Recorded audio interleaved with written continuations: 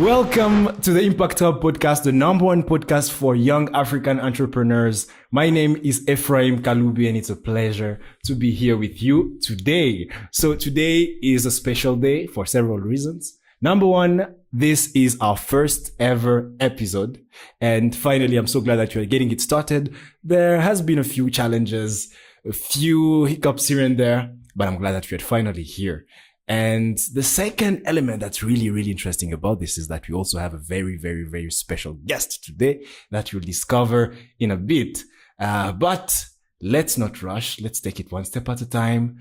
And first, as just some sort of an introductory statement, I wanted to share something. When I was preparing for this podcast, literally I was, my day yesterday was quite agitated. And I don't want to really get into the details, but, while thinking conceptually about the aim, the goal, what we really want to achieve with this, and just reflecting on really what is it that I'm trying to reach at here. I just thought of something that I wanted to share and I wrote it down. It's a short statement, but it kind of reflects the thought process behind all this. And because I couldn't necessarily come back to what I was thinking word to word, I thought better to just basically write it down. And I hope it will ring a bell, or I hope it will say something maybe to you, and you'll be able to interpret it in your own way. But so far, that's what I wanted to share. So this is what I wrote. As Africans, we've spent way too much time bragging about our potential. But you have to understand that potential alone means nothing until it is transformed into actual ability.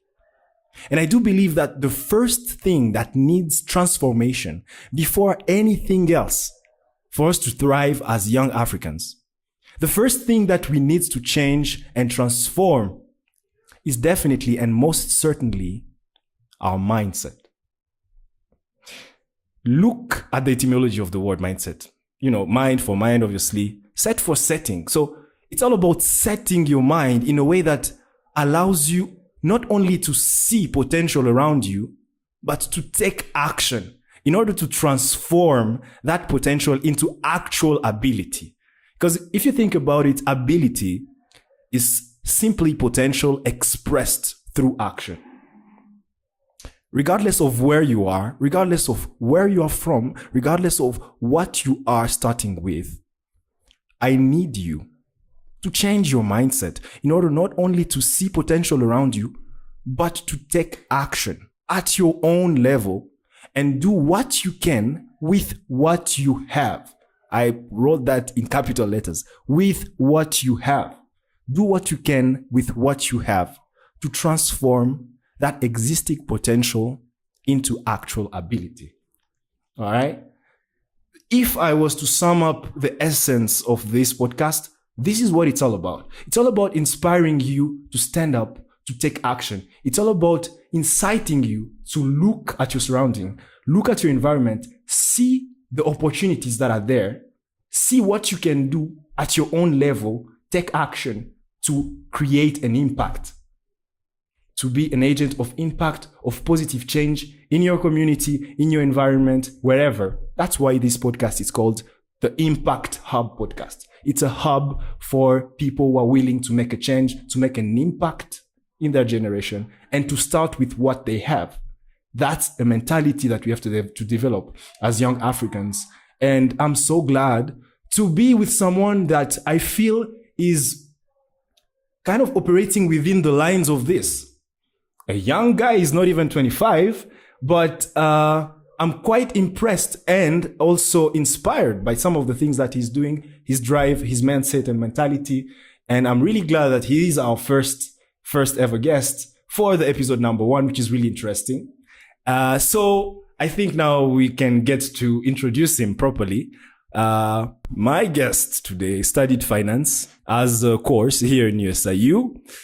And he did a concentration on investment management, basically. Graduated as top finance student with a GPA of 3.8 out of 4.0 with great distinction honors. Founded a savings platform called To Save Mimi na Wewe in 2019. Founded USIU Investors Club in 2020. That became one of the most impactful and successful clubs in USIU Africa. And I can tell that for sure because even though I took some time, I don't think I had joined because I think I was involved in other things, but you could hear about the club. You could, there was always something going on and some classes, but we'll get to that later. And founded Young Investors Africa in 2020. That has taught over 11,000 people, basically how to invest, He's an investor in the Kenyan stock market since 2018. I'm definitely looking forward to start investing, Volunteer under Pace International as a teaching assistant in Madari Primary School. Financial speaker in youth programs, NGOs and churches. Basically, have talks about that. Head of education at the Kenya National Chamber of Commerce Institute, Ati chapter. Financial advisor of the Wambui Kerry Foundation. And I'm not done. Treasurer for the Youth Church at PCA Evergreen Runda. Founding member of SDG Youth Kenya. Something additional, he has gotten a nationwide recognition for his work, helping the youth in their investments and businesses by having been featured on the national television like KTN here and NTV for those who are familiar. We are here in Kenya, Nairobi, and also on the national newspapers like the Business Daily, the Nation newspaper.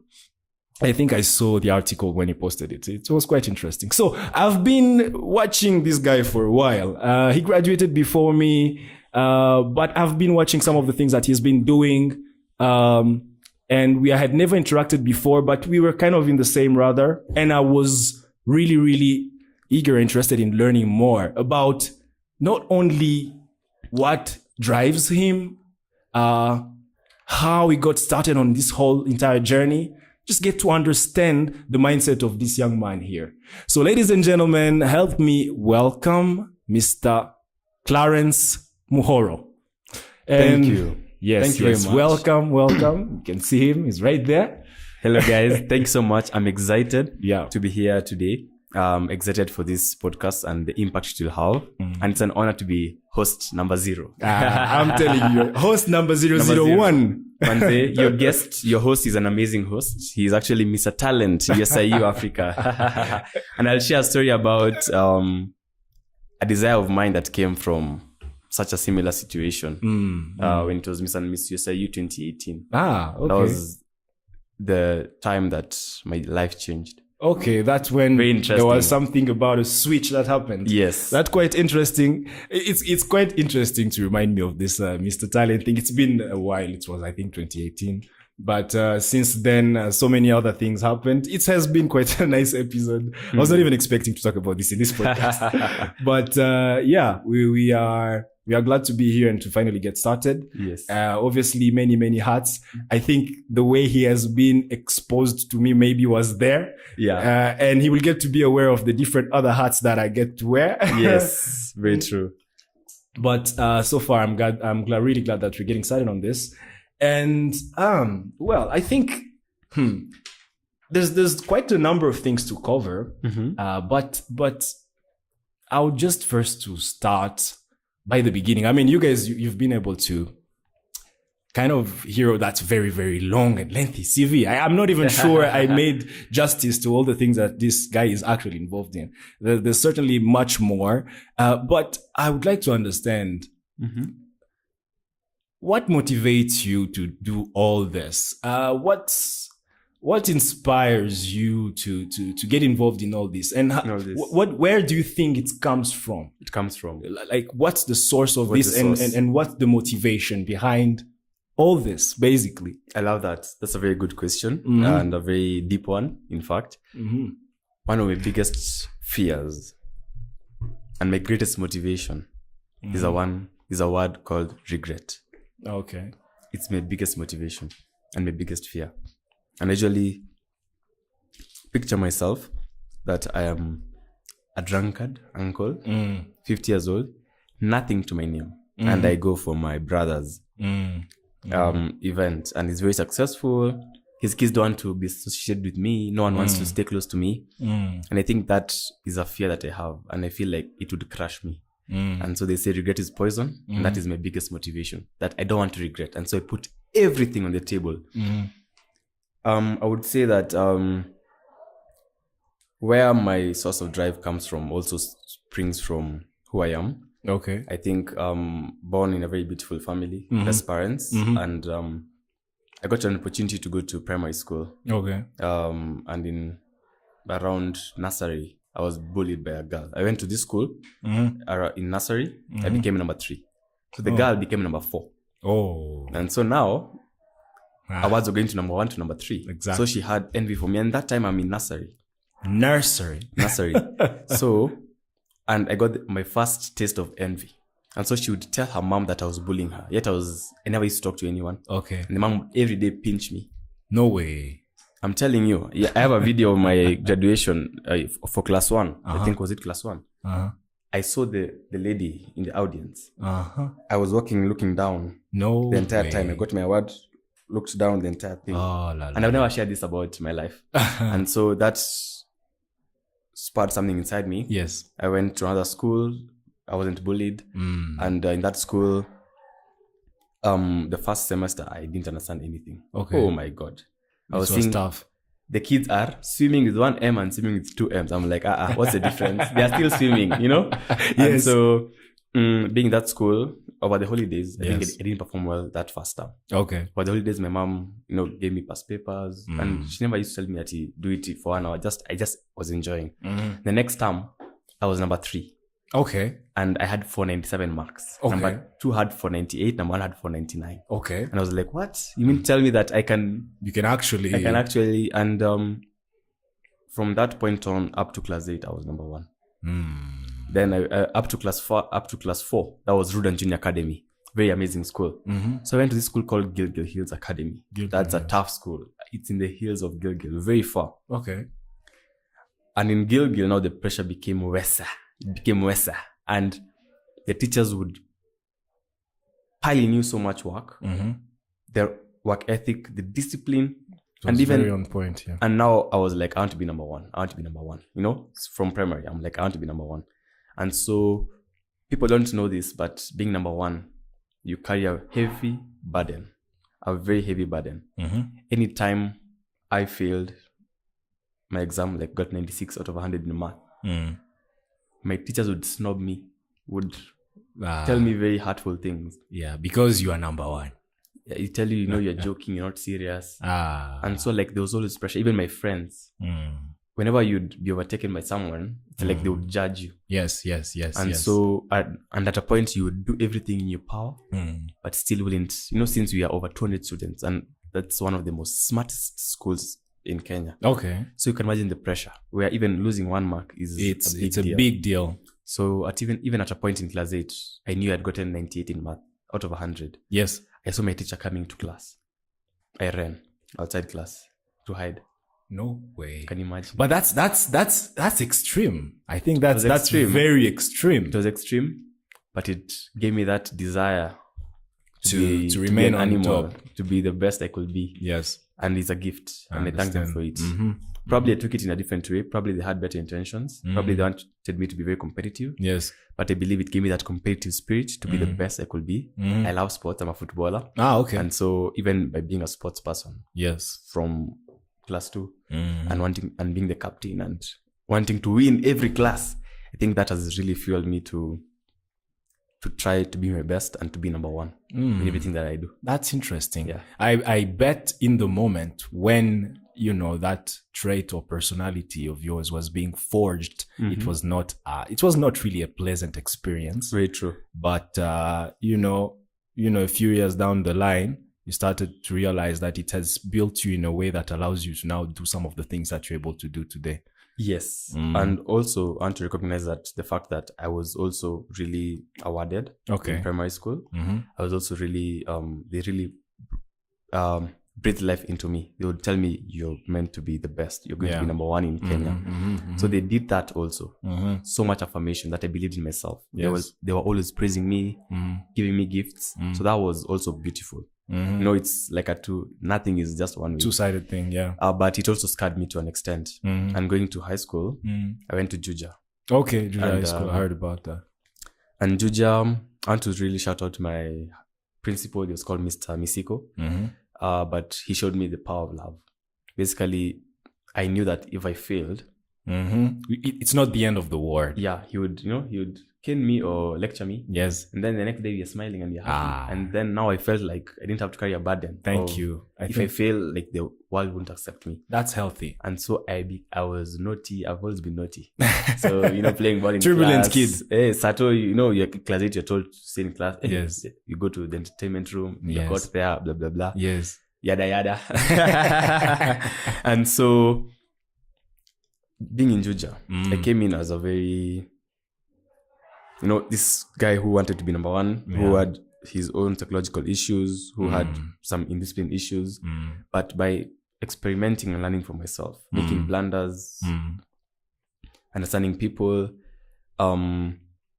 seeing that I could fail and still be okay. Yes. I finished Juja.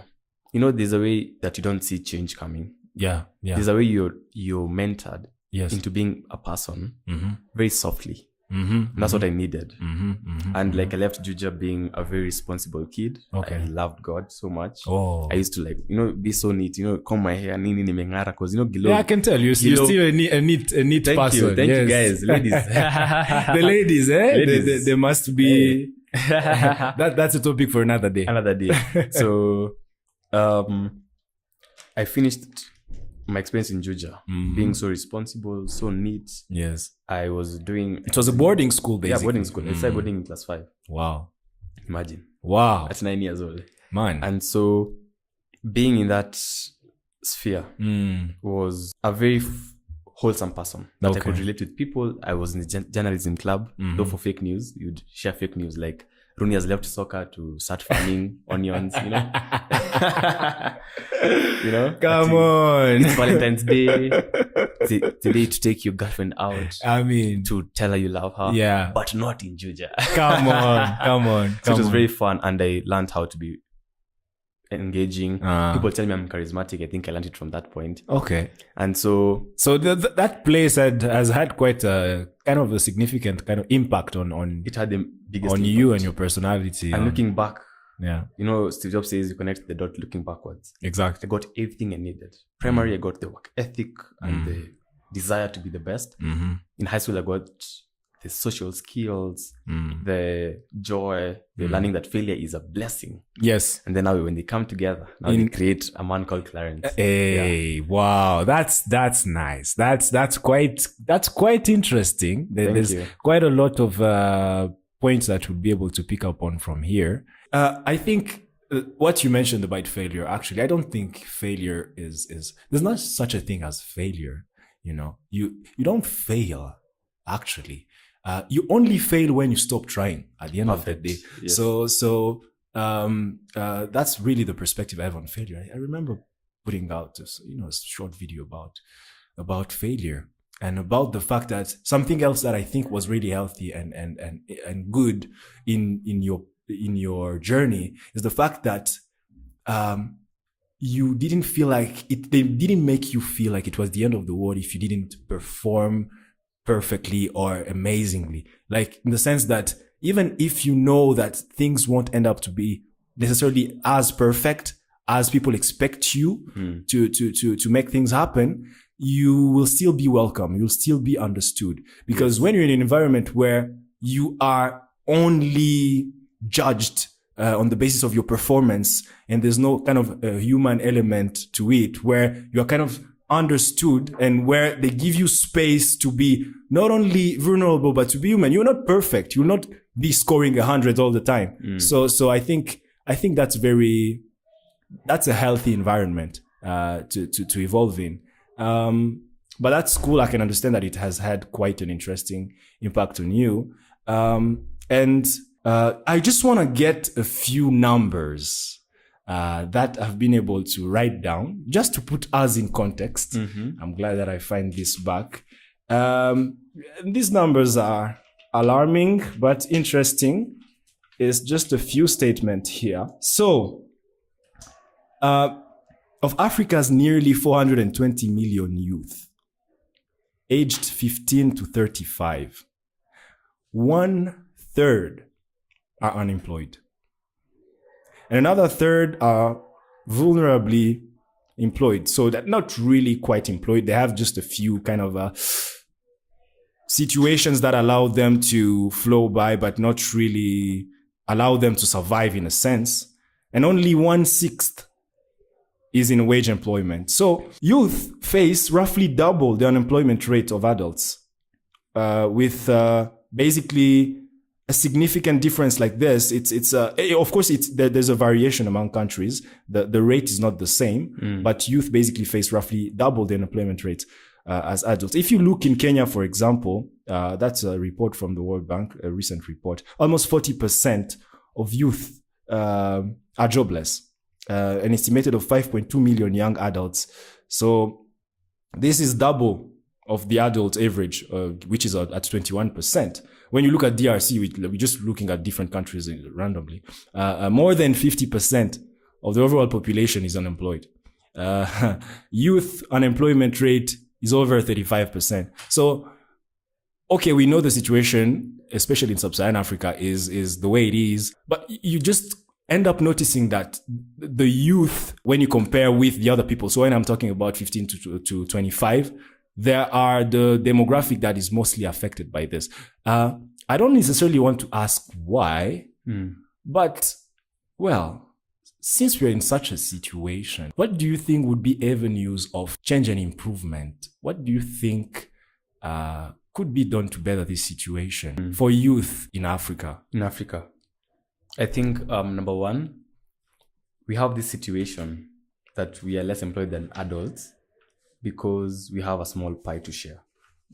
You see, our parents or the older generation, yes, they have jobs, but these jobs are not highly paying in that they cannot retire early.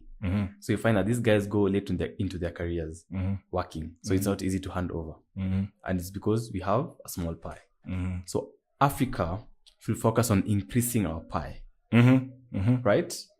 Not how we divide that pie, but how can we increase the pie so that we have enough for everyone. Okay. And so how do you do that? You need to create opportunities. Yes. You need to create you need to utilize your resources. You need to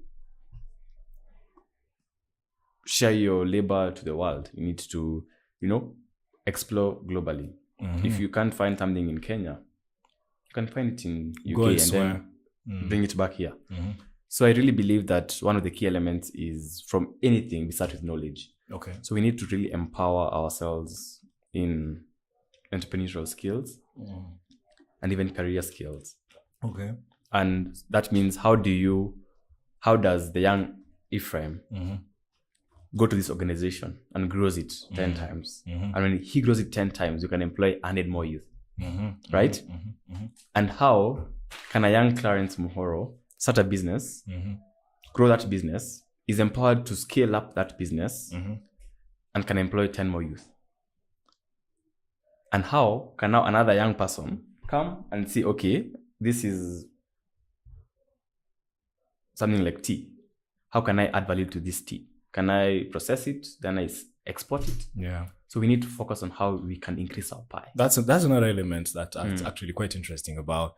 I think one of the biggest problems, and we were talking about this when I was setting up the equipment, is one of the main problems also we have in Africa is the fact that you mentioned creation of value, in the sense that we are just exporters of raw materials. Yes. We don't really have structures that allow us to transform locally, to create value locally, because once you're able to transform a product up to the finished product, through that chain, you will have created value for so many people in different areas, in different industries.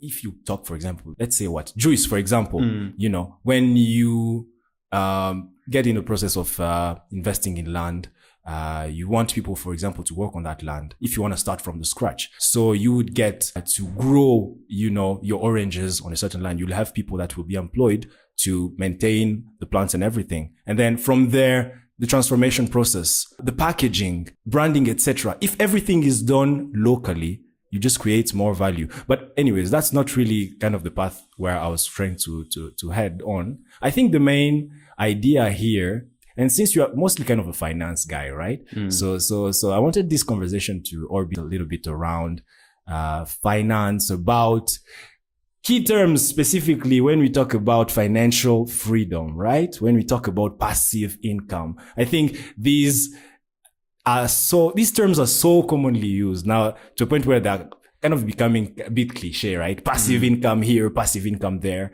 financial freedom here and there, internet, everyone, gurus, etc.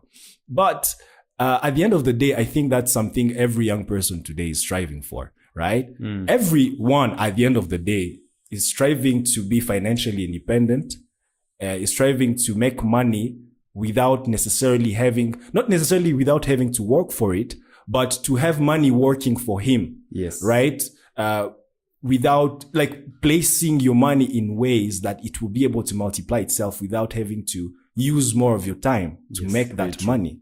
So now, when you look at the youth problematic, obviously, there are some issues, but there are also a certain number of things that can be done. But before getting there, how would you define financial freedom, basically?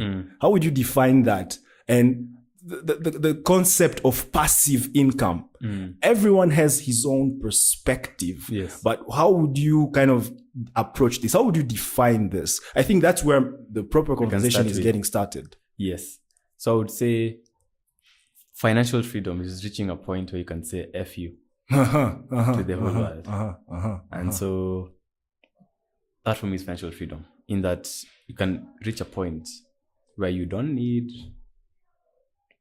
your employer, you don't need customers. Customers are also bosses. You can easily survive on your own. I usually say, let's say for me personally, let's say I have rent to pay, I have rent to pay, I have to pay for meals, I have to pay for necessities, I have to pay for, let's say, money for social hangouts. Let's equate that to 150,000. If I reach a point where my investments passively, basically meaning that they are just generating either monthly income of 150,000, it means that if I decide to stop working and just stay in my apartment and read books or watch movies or even do the projects I like, now I'm free. Yes. Because I'm financially free. Because I don't have to work any extra minute on something that I don't want to or I have to. So that's a very, very important way of looking at it. Is that reaching a point where you personally reach a point where money is not an issue, where the money that is coming passively can cater for all your needs, and so that you can do whatever you love. Okay. So basically you answered the two-sided question in one go, about financial freedom, but also about passive income, basically. And I think it makes sense.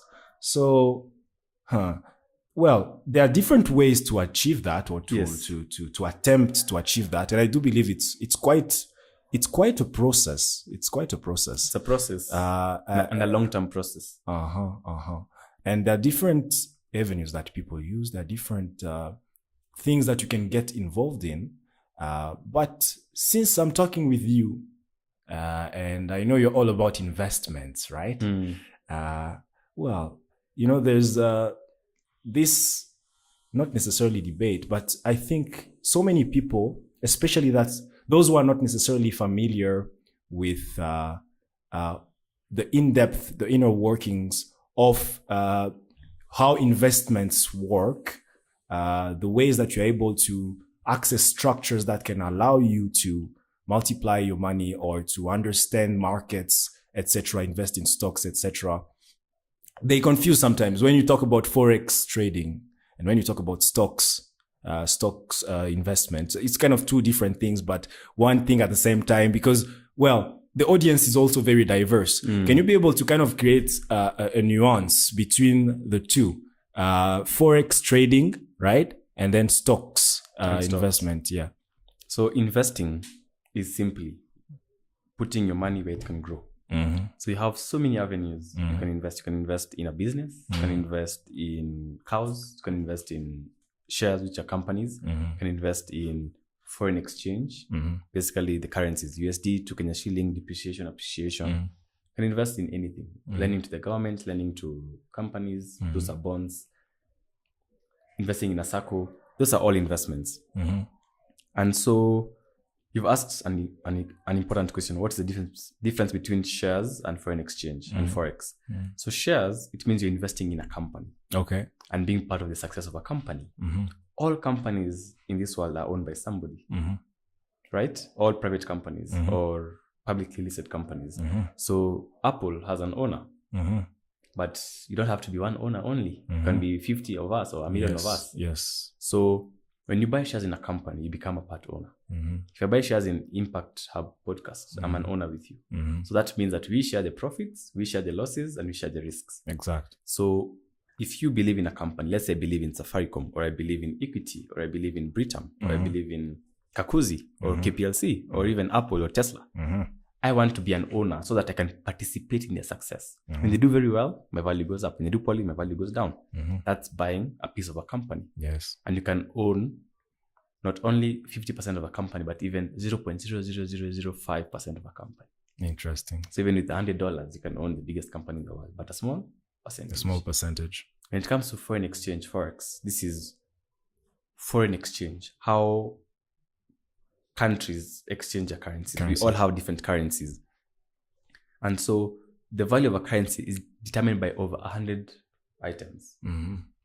Demand for your currency, there is the level of economic transformation that you have in your country. Yes. There's so much, there's wars that affect the value of your currency. There's printing, like Zimbabwe. I wish I had my wallet here. I could have removed $20 billion from Zimbabwe. You know? $20 billion from Zimbabwe. We'll take photos. That's interesting. Yes, I think I'll put some photos. I have 20,000 bob from Uganda, which is equitable to around 700 shillings. And so there are so many things that happen. Basically, macroeconomics. It has to do also with the ability of a country to produce. How much is it exporting? How much is it receiving? True. And those how factors, are they managing their currencies? Exactly. Those factors dictate how it fluctuates, how the value of the currency is basically. Is it a floating rate? Is it a managed rate? Yes, is it a fixed rate? Yes. Where a currency like Chinese always says at the same point. So people trade on the margins. You see, if I am importing so much from you, I'm demanding so much of your currency. So your currency will appreciate more to value. And so people are trading on these differences, which is a high risk game. But in finance, a principle of finance that you learn in your first class in finance is the higher the risk, the higher the return. Exactly. And so Forex, higher the risk, higher the return. You can double your money today or become broke today. Exactly. Yes. And so I would say that's the difference. And it's always a matter of, as an investor, to have the sweet spot where you're looking for the highest returns with the minimum risk. Yes. That's called risk asymmetry. That's really interesting. So, for example, okay, I want to just put a contextual scenario right here. Yes. For anyone or any of our viewers or people who are actually, listening to us on any podcasting platform, there's an individual who has never learned anything about investments, about investing. He doesn't know anything about trading, doesn't know anything about investing in stocks or bonds or whatnot. He wants to get started. He has capital. He just doesn't know what to do. He just doesn't know where to start, right? He has maybe been able to save a little bit. He doesn't necessarily already have the knowledge, but he has the willingness to learn and to invest his money into something that will be able to help him. Because at the end of the day, in today's context, and world, I mean, things are tough. Jobs, jobs are jobs, and you have to be able to have your eggs in different baskets. Great.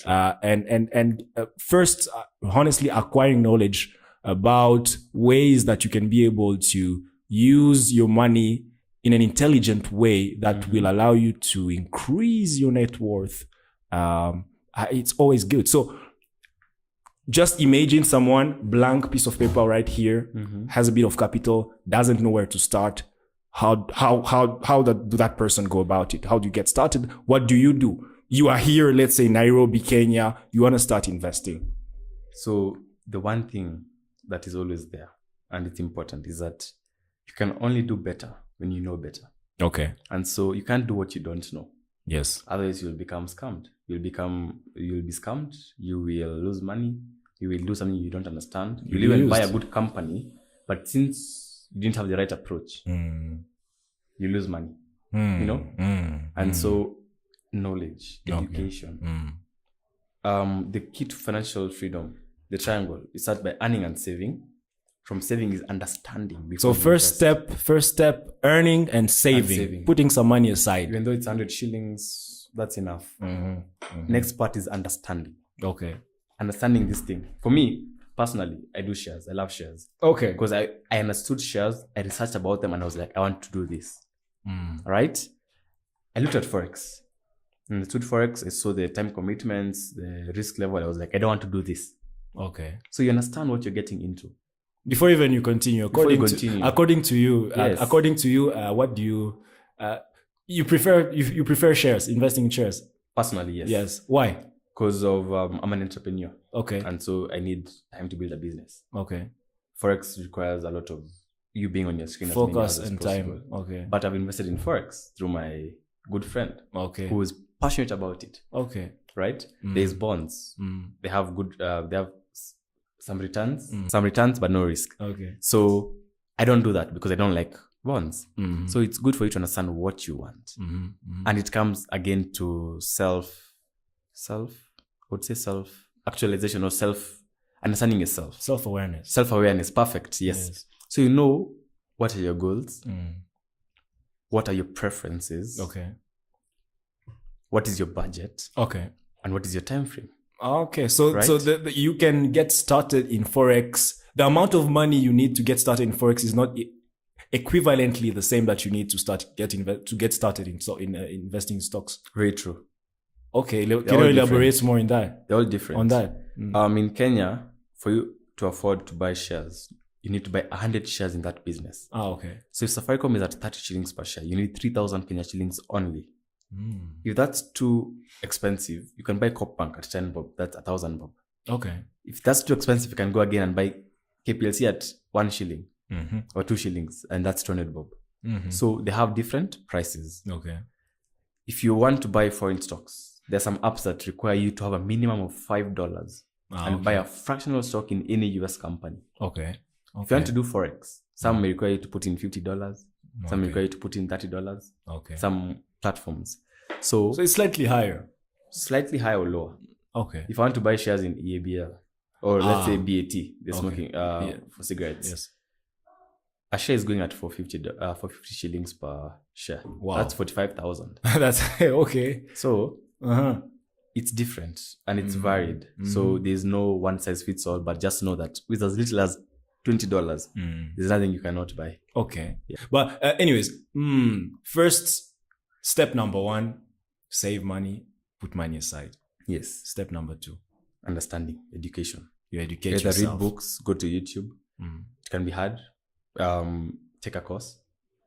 We have trainings on investments where we take you from zero, from baby class, and give you a degree by the end of it all. And it's very simple. So there are avenues to learn. Just now you to choose what you prefer to learn. You can do YouTube way. You can do like our trainings where we put in the emotional aspect, give you accountability partners. You can always ask questions.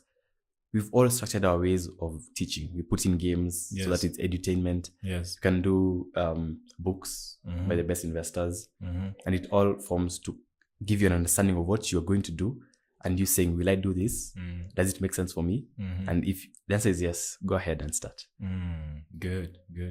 So it's earning and saving. So earning, then you have to save, understand, start investing, repeat the process. Okay. The first loop is basically you try. Repeat the first earning, saving, understanding, investing, and at the top is patience. So you keep doing that. Exactly. And you have to be after patient. 10-15 years, you're like, oh my God, I'm financially free. That's interesting. That's quite interesting. And the most important element, I think, is patience. Some people think as soon as you get started, you start seeing results, etc. And I think it takes. Okay, these are things that take time. First, for you to understand where to where to put your money. And that's where, of course, YouTube Academy, the way you call it, can only teach you so much. But when you're able to gather with other people who are actually doing that, who have been doing that, they already have created systems. They already have a certain understanding, and they already have not cheat sheets, but they have a way that they can be able to introduce you to. They give you a very soft landing. Exactly, basically. And guidance along the way. Exactly. It's So I would really suggest and advise to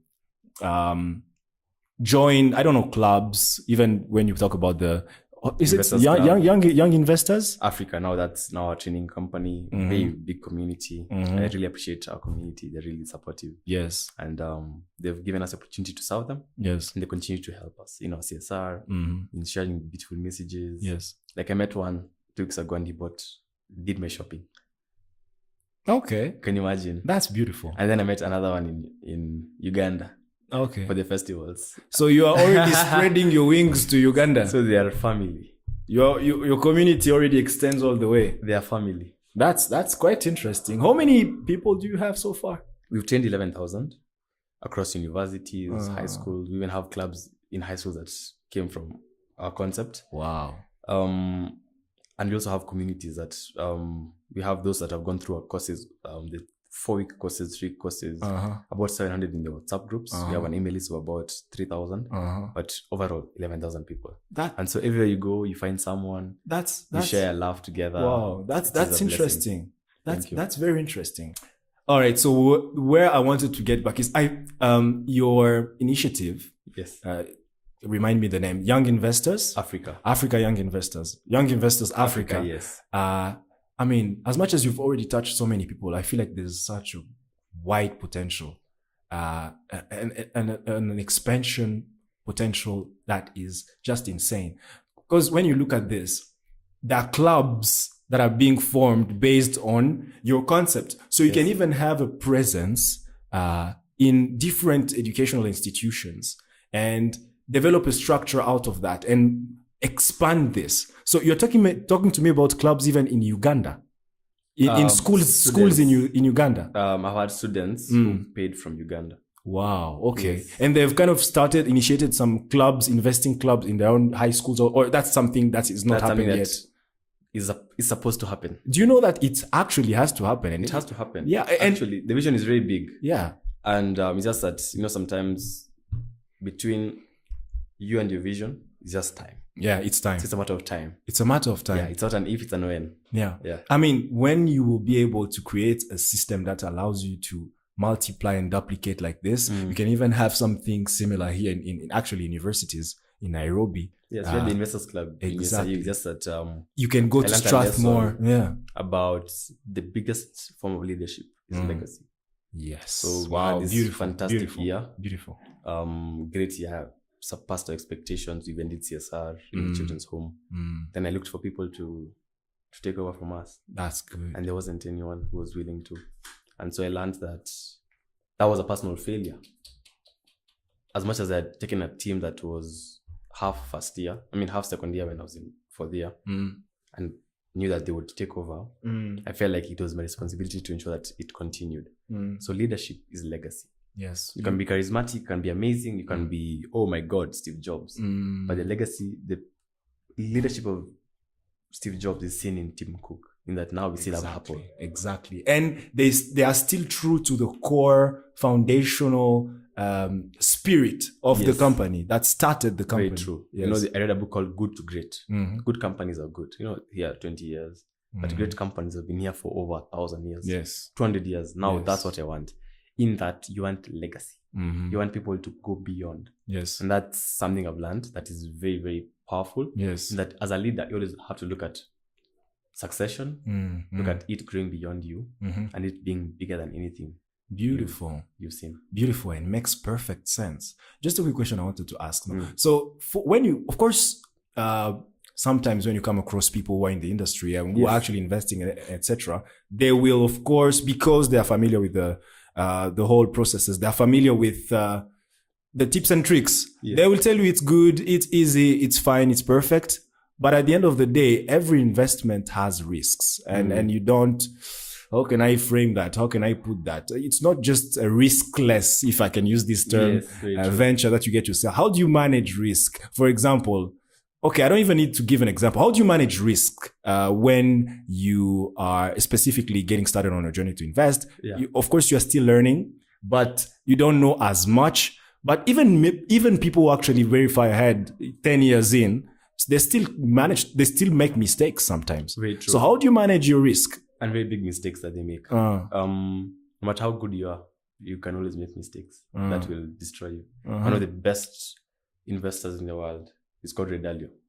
I'm familiar with the guy. At a point, I think in 2000, I don't know which it was, he bet against, I think, the US economy. And the Federal Reserve came through for the US economy. And he moved from being one of the best hedge fund investors to losing all his employees and borrowing his dad money again. And now he built again, and now he's worth $20 billion, managing over $500 billion in assets, and saying, I don't want more. This is enough for me. With Bridgewater Associates. So also know your limits. Eh? Yeah, pandemic time, they hit a loss of 20% of those billions, you know? So how do you manage risk? Two things. Number one, Warren Buffett says risk comes from not knowing what you're doing. Okay. That's number one. Educate so you need yourself. to know what you're doing.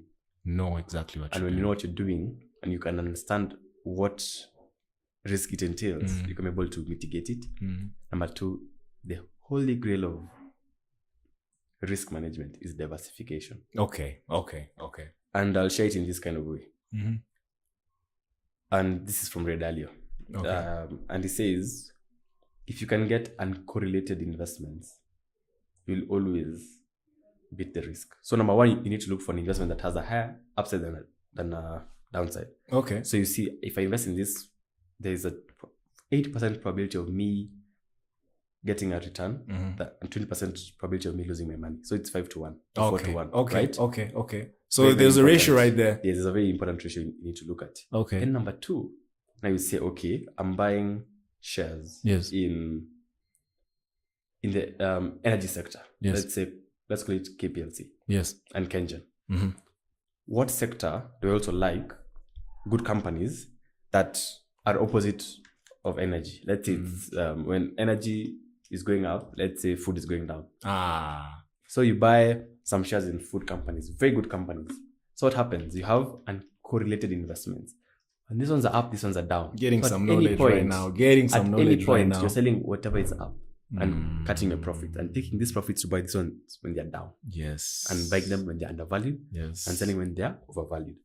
And so it's very important to understand such things where you are able to identify wonderful investments. Right now, buying a company like Equity, is that a risky investment? I don't think so. It's not. Because Great they're also management, expanding, eh? Great management. They have the qualities of a great company. So they Yes. have great management. They have a great product. They're in the finance fintech area, which is really growing. Yes. They've been profitable over the last, I don't know how many number of years. So even when you're looking at companies, Yes. Warren Buffett says if it ticks all these boxes, Yes. then it's not a risk.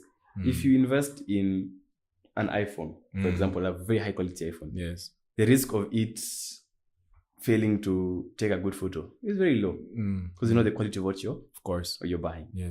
Another thing that I wanted to mention, I wanted us to talk about this whole NFT movement, this whole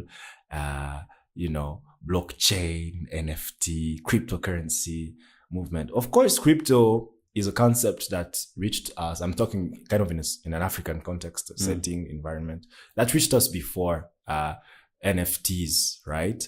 But non-fungible tokens, and more people are being exposed to that. I was recently interacting with a guy from Strathmore University, actually, who is heavily invested in that. He's actually creating some NFTs himself, and he's partnering with a few people. But do you think our market is ripe enough for such sorts of investments? And not only for NFTs, but even cryptocurrency. Of course, it's something that's a bit more popularized. I mean, when you look at Central Africa, I don't know if you know about that, but now it has been even installed in the government system. So they have now a currency, state cryptocurrency, if I can say it like that, which is quite interesting. But still, what are your thoughts on that? Do you think the market is ready for this, especially in our context here? One, yes, we are ready. You saw Kenya, I think, is almost number 4 globally in cryptocurrency investments. Kenyans. You love guys, Kenyans. crypto. Yes. So the level of, it's been there since 2008. It's been 14, 15 years. Mm-hmm. So it's a matter of, if you're ready, it's here. Just now, that's now being adopted more and more. Mm-hmm. I would say that NFTs now, those... That's different. For Kenya, but you need to realize that it is a global market. I have a friend of mine, he's one of the best photographers in Kenya and also in Africa. He takes dignitaries to all these places. Safari Rally, he was one of the main... Who's that? I won't share his name because he's a very humble guy. Okay. But he sold 2 of his best... he put his art on the NFT marketplace, OpenSea. Okay. And he put some exciting art, someone breathing fire, an acrobat breathing fire, and then it's like a motion photo. Okay. He sold each of them for 1.5 ETH. So he sold one for 800,000, the other one for 600,000. What? So it took him 4 months and he made 1.4 million Kenya shillings. No way. And so no, it's a global way. marketplace. Yes. Wow. Our business community, he's still part of our community. We have a business community called Attic Chapter. We're making our own NFT for our community. So what would be the applications of that? The application. Because it's all about what it can allow you to do, right? To do, yes. So number 1, it can help get access to events. Okay. As our value grows as a community. Same kind of like the Bored Ape concept. Yes. As our value grows as a community of entrepreneurs. If someone is joining, they'll have to buy an NFT. Yes. If you're leaving, you can sell your NFT to someone to join in. And you're selling it at a price. It's kind of a membership yes. type of... membership events, have your own sort of design. The last thing is blockchain. That one, I feel like it is everything. It is. Actually, indeed. Cryptocurrency and NFTs exist due to blockchain. And that is a system based on cryptography. Yes. Where you can have a code to track your assets. Yes. And to show uniqueness. Yes. Same way you have a bank account that goes 001 1187. It tracks your money. Yes. And you can see even in Kenya, we had an election where we used the blockchain technology. This last election, we used the blockchain technology. Yes. You didn't see that? Oh, no. What I was not aware. We set up a system on the internet. Yes. Where nothing could be changed. So when you go to a polling station, about 47,000 of them, once you put in the results, they take a photo and upload it to that. The microphone, Sorry. And upload it to that it's all right. System. Yes. So everyone in the country can access that and calculate the results for themselves. Okay. You saw people waiting for a week. People. Yes, there was a portal where literally everything was accessible. Exactly. No, that's blockchain. And there was all this debate about it was what 0.1%. 0.01%. People doing calculations, which is very negligible. TV. Yes. And so that showed the power of blockchain, where it is a system. I didn't know they used the blockchain. Actually, Forbes said blockchain, how Kenya has used blockchain, where everyone can access the same thing. They cannot change it. It's a system. Yeah. So that system is what cryptocurrency relies on. Yes. NFTs rely on. Because an NFT is an emotional tool. It's art. And you see, let's say you're Ephraim, the musician from Congo, for example. Okay. And you release an NFT and so that you can get your song. I can buy that song and keep it knowing that now it's mine, right? Yes. But I have the code to show that actually I was the first buyer. You are the owner of that piece of art. I was the first listener and first buyer. So it has that, what's it called? Is it proof of ownership? The proof mechanism. Yes. So I believe it's time that we consider these things. With NFTs, the risk is that it is being overcrowded. There's too much art, too much fake art, too much this, that. And anyone can come up with anything and then make it an NFT. I mean, for us personally, we're also looking at making our own NFT. So instead of paying for the bootcamp, instead of paying, let's say, 5K for a bootcamp, buy the NFT for 5K. We'll still get the money. Yes. But you'll have something that to show that you are part of us and you can always sell it when our brand grows. So it's an investment again. And that so has more applications. Education and also in an investment tool. And I think it all really comes down to the concept behind the NFC that you have and the applications that you attribute to that. Okay, before continuing, I also wanted to You talk about knowledge and about how knowledge is actually quite important when you want to get started in investing. Yes. Of course, you mentioned superficially the different places where you can go, but if you were to give substantial information about someone who's just blank and getting started, where does he go? What does he do to educate himself? Because one thing I noticed, and I don't want to sound conspiracy theory type of person, yes, but it's weird that the educational system is designed in such a way that it doesn't really equip us to know exactly how to be independent financially. Like, okay, well, you acquire science, you acquire whatever you acquire throughout your educational courses, but it lacks that financial education aspect. Well, you understand how money works. Yes. It's something you don't learn in uni. Very true. It is something you should actually learn in uni. Actually from the lowest level, from primary school. That's what I do believe. Okay, so where do you go? What do you do? It doesn't have to be structured. It can be different things, different books, different stuff that you can maybe recommend or suggest for people. Amazing. Yeah. So number one, I'd recommend books. Yes. Best book to read about just how to grow your financial and entrepreneurial mind. Yes. Rich Dad Poor Dad. Rich Dad, of course, classic. That's a classic, but it's still the most important book I've read. Mateo, read biographies of the best investors around. Read Warren Buffett, The Snowball Effect, The Oracle of Omaha. Okay. Read The Intelligent Investor. Read Money Master the Game, where Tony Robbins talks to the best 50 investors in the world, and they give their strategies, their approaches. This guy does this, this guy does this, this guy does long term, this guy does short term. Very, very, very powerful. And I think those are very powerful. And then there's a book called Smart is the New Rich, by a lady who was a journalist at CNN, and it's a very important tool, not only now in investing, but now how do you plan your credit score? How do you save? How do you invest in life insurance? So a very holistic kind of way. I would say that's very important in books. Follow the best money guys around in YouTube. Robert Kiyosaki again, Brand Rose, Patrick Bet-David. BT podcast. I listen to that. He's my favorite mentor in the world. Honestly, Patrick Bet-David. He's my favorite mentor in the world. The Iranian who made it in the US. Yeah, the guy is good. He's a personification of hard work and charisma and leadership. Indeed. And so I really love the guy and how he's raised his family. Yes. And how he's just, he's just so entertaining. It's just amazing. You guys check his page. He's the best, actually. I've been watching his content for a while. I love how he's done it. Yes. How he's even, part of legacy is media. Exactly. That's one of the biggest legacies you can live. Documenting. Because he's made money. Now he's sharing lessons. Learning from the best around the world. It's growing him, but also what he's put across motivates people. Exactly. It will be there, and even when he's gone 500 years from now. So and that's the aim with this podcast, guys. Legacy. That's the aim with this podcast. So creating value and me, leaving a legacy. Yes. I believe I should do a... You should start now. Now. Don't even say one time in your life. You should start now. I think people underestimate the power that this has. Media is everything. It has huge power. And media is an investment. And one of the biggest investments you can have.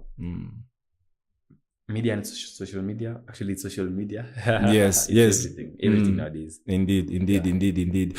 I want to just talk about, before reaching towards the end of this very short but quite interesting podcast with Clarence. Let's talk about the branding and marketing aspect of can we already call it a company?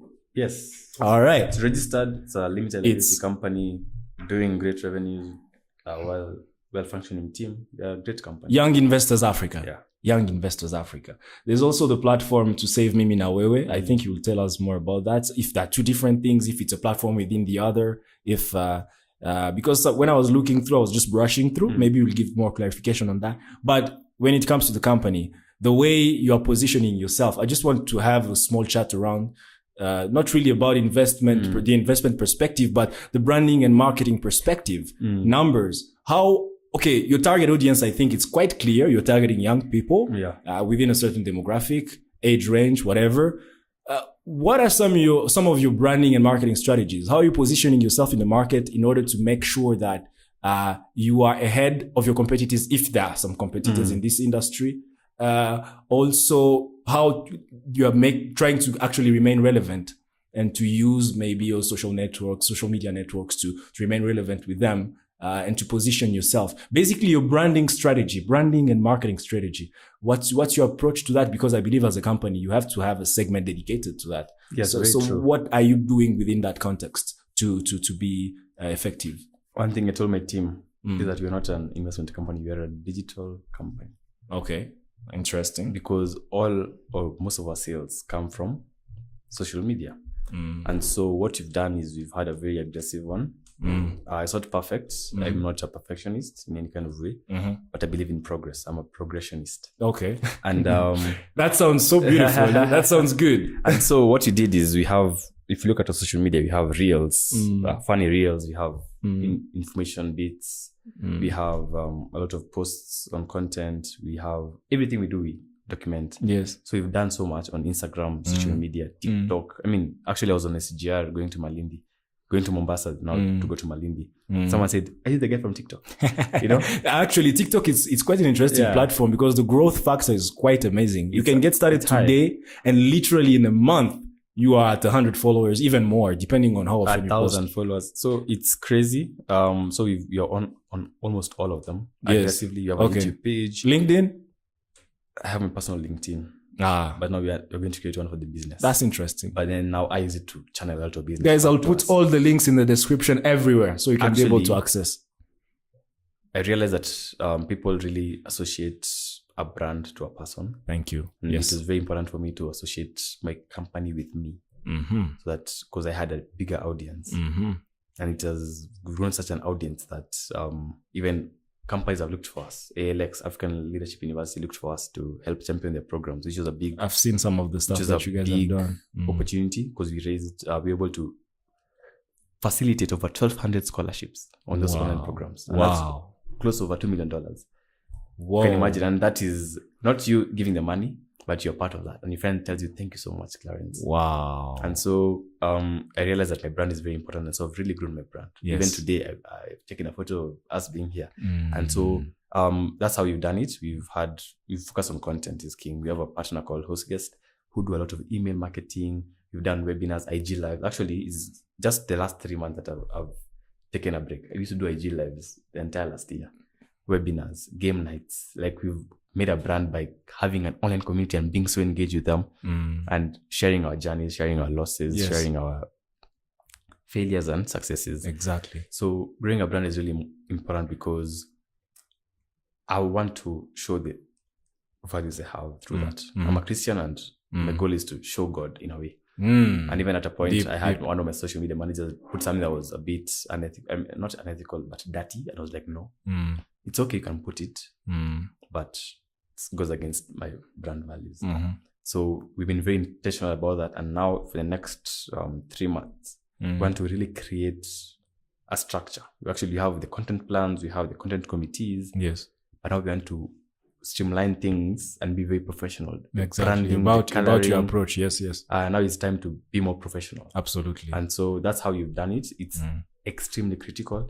Your brand is everything. Yes. I'm telling you, it's everything. Yeah, indeed. Everything. Indeed. So people buy brands. Yes. Elon Musk made liquor. Yes, with that so very interesting. He made a cup, lightning shape, and then they put SpaceX there. They sell out in one day and made $10 million. Thank you. So people will buy a Tommy Hilfiger perfume. They buy a who do we know? Who do I know? This Kim Kardashian lip gloss. They'll buy they'll just buy brands. People just buy brands. You know, when people buy from it's Rolex. So people just want it to be associated with a person. So people are always tying it to a person. Which is do you actually know that Rolex is a non-profit organization? It's a non-profit. Yeah. Oh, yeah. But they make okay, that's the whole entire story and how they're able to use status creatively to generate the amount of money they generate. But anyways, yeah. When you mentioned Elon Musk, that's the thing. That guy personally, it's quite a huge inspiration for me. When you look at the number of things he does, when you look at how he communicates on Twitter, it's memes. Do you know, that's strategic. That's very strategic, because very strategic. If you realize that all these companies are very much overvalued, 10 times more than the actual value, it's because he is a brand. Yes. If Elon Musk were to die today, even if they have a better leader, it won't work. It won't work. He represents He's a brand. something. He represents something. And he's the most followed man on Twitter. By far. Already. By far. So he has over 100 million, I think 110 million. Wait, I thought it was... yes, it's Elon. It's Elon. It's Elon. Oh my. The guy is just an alien. The number of things that he's able to achieve as like one human being is just mind-blowing. The guy... It's incredible. Has learned how to build capacity. He's gotten the best engineers in the world, putting the right systems in place, and he himself showcases what he's about. And he's competent, yes. And putting in everything, stepping in the factory floor, and that sends a message. Yes. So anyone can do what he's done. And then that's how you deserve respect. That's how you command respect. Yeah, he has the biggest brains. You know, he's an IT guy. He understands coding on a crazy level. So our job in our life is to work towards reaching our fullest capacity, where Clarence or Ephraim or Jane and Chantel, Hello, and Brian, that you can be able to do 10 projects because you have 10 generals, 10 managers who are so good that you've built and created over time, who can run so many projects. So you have to associate strategically with people. Get people to be as good as you, not even better than you. Better than you. For you to succeed, you need to get generals, because you're a lieutenant. So you have to get generals who will execute. Your work is just to put orders and follow up. That's quite interesting and amazing feedback. We are reaching the end because apparently the gentleman over here is busy. This guy, a busy man, a busy man who has many other appointments. So we're trying to rush it. Yes. But I would like you to tell us a bit more about, to save Mimi na Wewe. Yeah, I came across this. Actually, let me the platform, 2 things, or just an overall. Can you tell us about the platforms that you have, what you do, where can you be found? How are you planning to really create value in your community? Yes. Really? And just share with us, basically. So, number one, yes. I'm the team leader and founder of Young Investors Africa. Okay.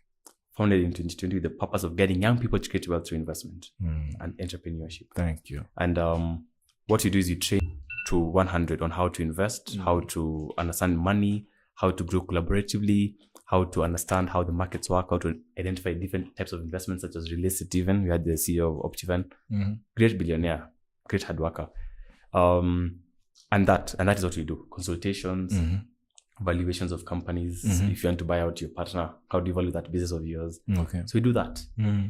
Additionally, I've been blessed to be part of Empreneur. That's something that is coming up with my mentors on very great people. Chiko Amado, an African leader. Brett Gameli, the best cybersecurity person in Kenya. And he actually spoke at the Azimio convention. And we're building something that will train 1 million Africans to become dollar millionaires from their phone. So you'll be able to get content from the biggest masters in Africa on how to grow your business. Be able to get, we are trying to partner so you can be able to get some funding, can be able to get mentorship, can be able to get mastermind sessions, physical events, online events where you train and mentored. So that's something that's coming up. When is it coming up? We are actually in the, hopefully by December. We're actually working on the system, the application, working on the funding bit of it. Wow. Yes. That's why I'm a very busy man right now. There's a lot going on. You're involved in many things. And I'm really quite appreciative of that. I'm definitely so into everything and anything business, and coming across such a guy, definitely I think I'll be able to learn quite a number of things from you. I'll be able to also get quite a number of other guests from you. Definitely. Yes. But that's quite interesting. You can continue. I think you're still speaking. I'm part of a community of entrepreneurs. Called Attic Chapter. And the Kenya National Chambers of Commerce and Industry. Okay. And it's like 50 entrepreneurs who are just working day and night. The best people in the world. You need to come. So it's basically like a community. You'll come and you get 50 guests for your podcast. Amen to that. Amen to that. And it's one of the best things that has ever happened.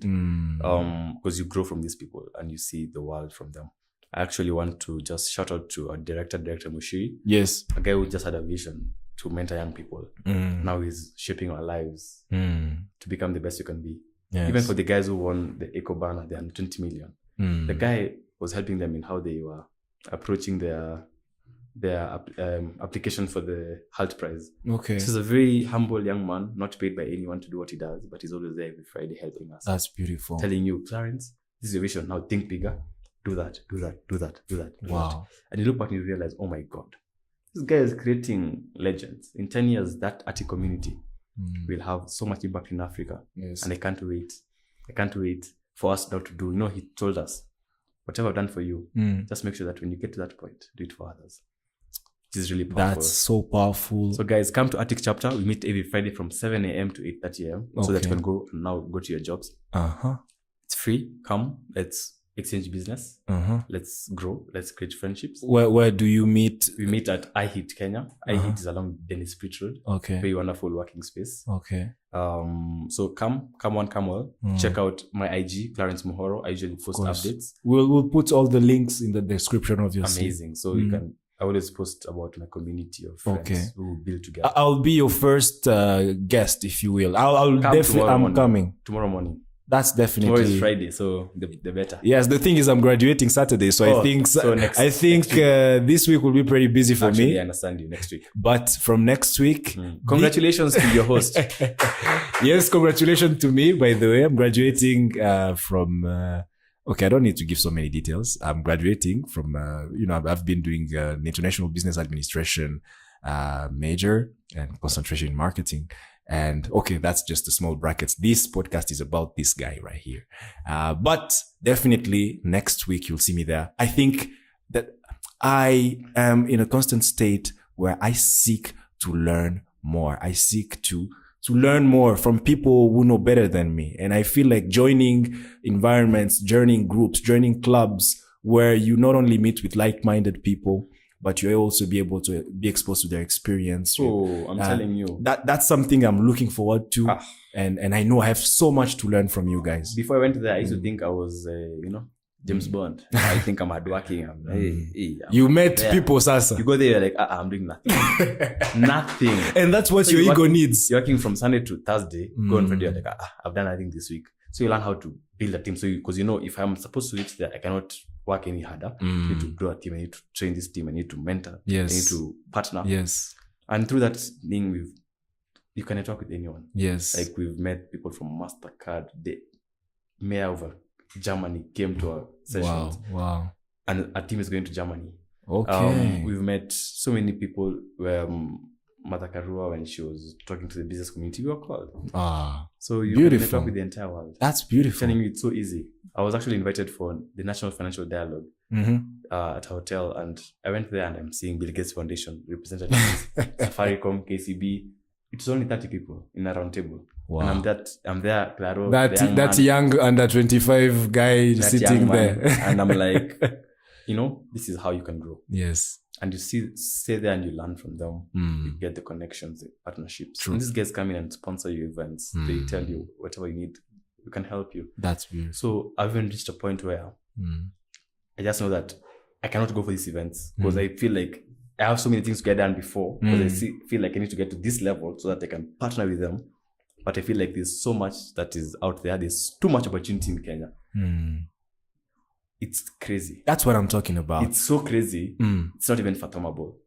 It's not. And so sometimes you might be in a bubble thinking there's no opportunities. Just step out of that bubble. Now that's only Kenya. Now much in the world. Oh my God. Well, that we are getting another and that's something I was talking about. Yes. Basically what I was saying is it's all about how you look at your environment. If you decide to just look at your environment in a way that you only look at the lack of opportunity, you only see what is not working, you don't try to change and shift your perspective, of course you will never do anything because in your mind already things are locked.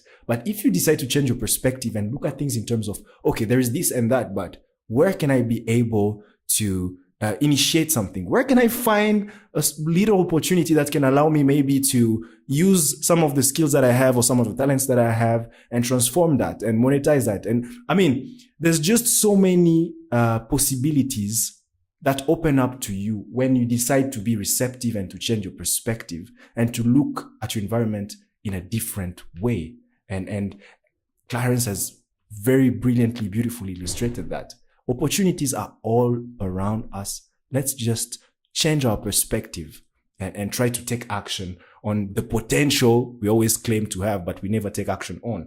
I've held this gentleman for quite a long time. I'm glad that we've finally been able to at least get this first episode done, because now it's the starting point of something I believe is great. If you go in the description of this podcast, even on the YouTube page or even on Spotify, whatever, there is a mission and there's a vision. I won't read everything right here, but I really do believe we can be able to inspire and motivate, create a community of over 1 million young Africans who decide to look at their environment differently, who decide to change their perspective, to take action, to empower themselves and their communities. I want this to be, it's more than a platform. It's a place where young Africans come, gather, exchange ideas, empower each other, and build opportunities. So I'm so emotionally invested even in this. I would talk for hours, but could you give us a quote in French and then translate? A quote in French. Yes. Okay, one quote. Why a quote in French? Because when he was talking to me, he was putting this French quote. Oh my God. Amazing. Let's find something. Okay, I'll just tell you the same quote again. I think I was setting up some of the equipments and we were just having a chat. I mean, he had like a lot of material to talk about. And within the context of the conversation, something came up about the fact that age doesn't really matter when it comes to creating value for yourself as an individual or for other people based like on where you are or your age. So that French adage goes like this: aux âmes bien nées, la valeur n'attend pas le nombre d'années. So, aux âmes bien nées, la valeur n'attend pas le nombre d'années. For you French speakers, hopefully who are there, you've gotten me. But what that means or what that stands for is basically the value of a man or a woman, the value of an individual is not directly related or does not necessarily equate to the age that person has. Your value has no correlation with your age. You can be 21, 22 years old, making things, impacting people, creating a change that some 50 years old can only dream of. So don't let your age define you. Don't let your age put you in a bubble. Don't let your age put you in a situation where you feel inferior because you're not necessarily somewhere within the age frame where you're supposed to do this by this age. You can achieve so much very early on. It's all about you. It's all about what you decide to achieve, what you decide to make happen. This brings us to me also bringing you back the same question. I'll do that. But the last segment, I just want us to end on the nice note. It's a few questions, but at the end, I will want you just to share a final kind of statement that you just want to share with young African people, young African entrepreneurs, young African guys. But before that, there's just a quick sequence to relax a bit. Just a few quick questions. You have to take, you don't have to wait. You answer direct, and then we move. Yes. All right. So let's get this started. All right. If you were an animal, which one would it be? Lion. Why? King of the jungle. Fine. Okay. If you had a superpower, what would that superpower be? Reading people's minds. Reading people's mind. Why though? To understand what they're thinking and know how to use that. Okay, that was cute. In the right way. Malicious guy. Okay. If you were a fruit, What would I be? Mm-hmm. I will be a banana. Why? I'm a man. What do you mean? And I feel like it's one of the most energizing fruits. Uh-huh. It doesn't have too much water. It won't be sulky. Uh-huh. And I feel like it's also very refreshing. The man has a theory And- for everything. And Uh-huh. and whenever you mix anything with banana, it becomes banana juice. Yeah. If you have 5 mangoes and 1 banana, But it's true. It's like Especially banana for juice. smoothies. Yeah. Like smoothies, whatever you do as a smoothie, if you Yeah. put in banana, it's a banana smoothie. So if you come in, if you put me in the army, I'll be a great man. If you put me in the business sector, I'll be a great man. If you put me in government, I'll be a great man. Adaptable. So I'll be a banana. Quite interesting. Favorite TV show? Friends. Friends. Yes. I was expecting something like how is Shark that? Tank. Shark Tank or And something. Friends. I enjoy comedy. Good. Favorite famous 3 investors. My best 3 The investors. top 3 investors all time. Warren Buffett, Ray Dalio, of course. Ray Dalio, Mm-hmm. and I would say PBD, Patrick Bet-David, because Actually, he's invested in his David. business. What's the name of that guy who's in Shark Tank? I forgot his Mark name. Cuban. Yes, Mark Cuban. Mark I Cuban. love his personality and his bubbliness. He's amazing. And he's a great investor Anytime he too. shows the then he's like, Yeah. And his spirit. He's a great amazing. investor too, by the way. he's a great one. Actually, I would put Mark Cuban there. You see now. You Top see 3. now. You see. We mix with PBD.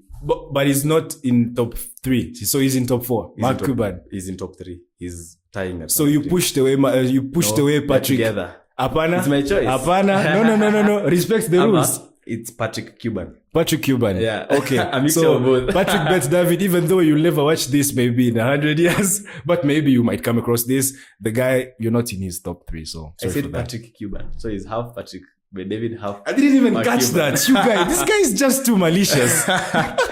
Okay. 3 favorite books all time. Richard Poddard, The Magic of Thinking Big, Becoming by Michelle Obama. Wow.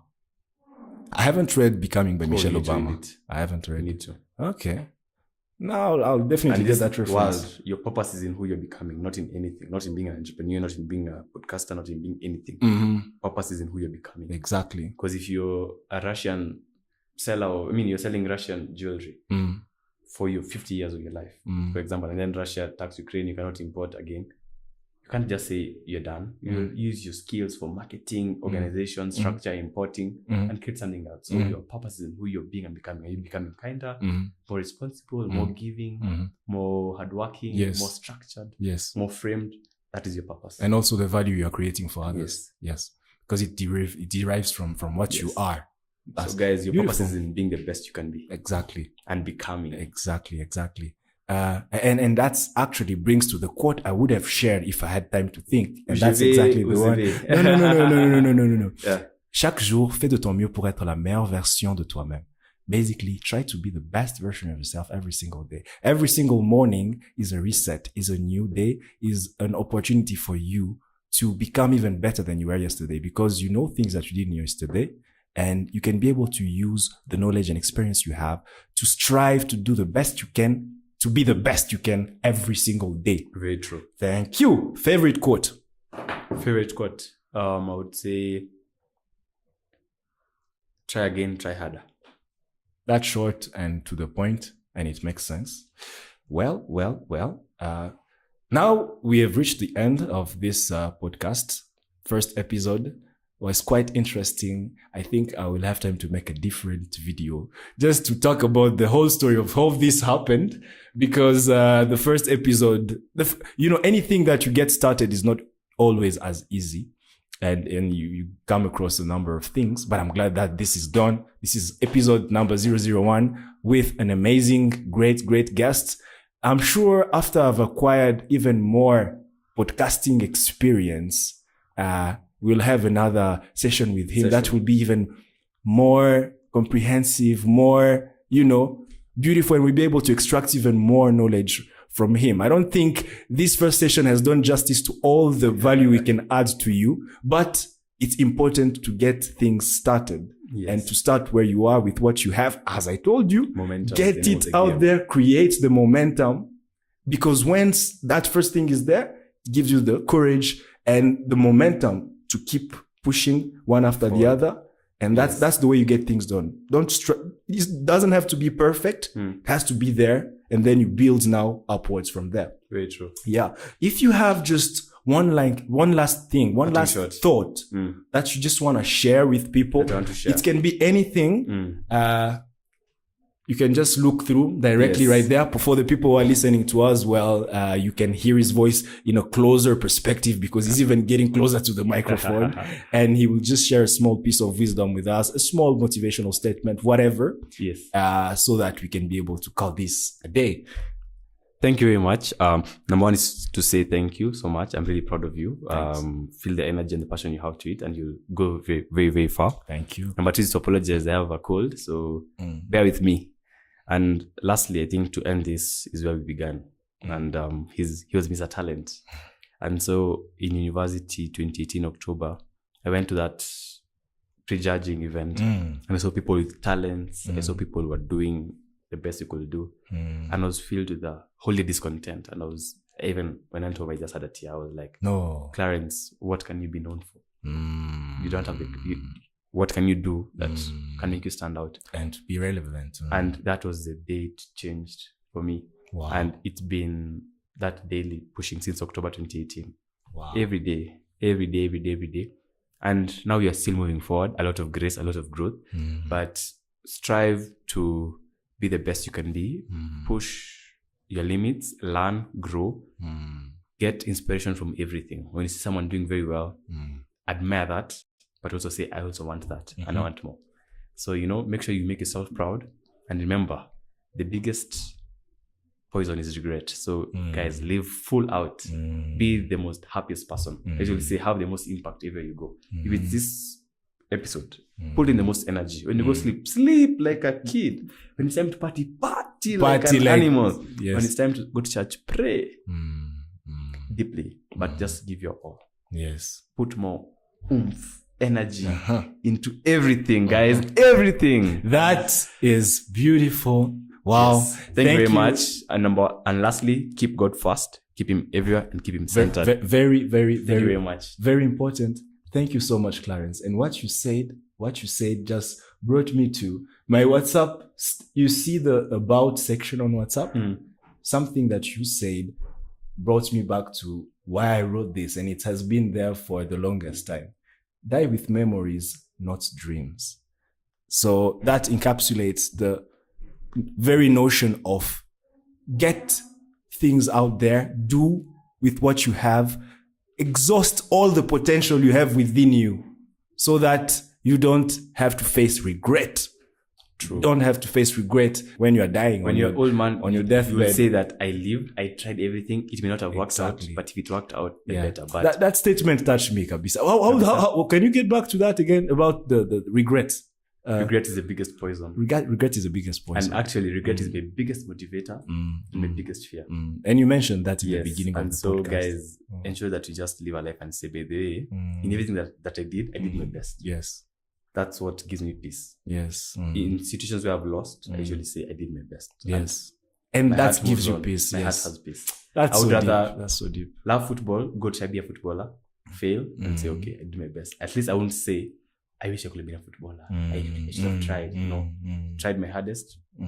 So guys, live full out, keep God first, and stay joyful. Amazing. Embrace gratitude, embrace friendship, embrace supporting each other. We're in this together. Yes. And guys, love you so much. Thank you so much for this time. Thank you, Clarence. It's been an amazing time. Thank you. I even Thank you felt so like much. my heart has, when you communicate, you just get to re-experience You things share. and Yes. just have immense gratitude to God, family, friends, and anyone who's been of support, our clients, our community. Yes. I'm really blessed and really lucky to be in this world today. Yeah, Thank you so much. Man. That's beautiful. That was it, guys. It was an amazing experience. Episode number 001. And you see why it was number 001. Because the guest himself was also number 001. And he's a 001 person. So see you guys in the next one. You can find this podcast on YouTube. In a video version, if you're watching us on Spotify or on Google Podcasts or on Anchor, of course, you can find us also there. All the links will be posted in the description. All the relevant links related to anything that he mentioned about his company, about what he's doing, about all the things he shared will be placed down there also. So you'll be able to follow. We're trying really to do something. I'm glad that you are here and I'm looking forward to the next episode. So keep achieving, keep looking higher and higher, and see you guys in the next episode. Peace.